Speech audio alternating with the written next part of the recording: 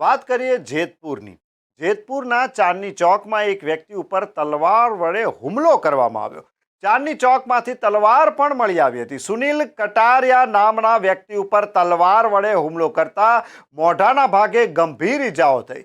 નશામાં ધૂત સાજિદ નામના વ્યક્તિએ હુમલો કર્યો હોવાનો આરોપ પણ લગાવવામાં આવ્યો છે. તલવાર વડે હુમલો કરવાનું કારણ હજુ સુધી જોકે અકબંધ રહ્યું છે.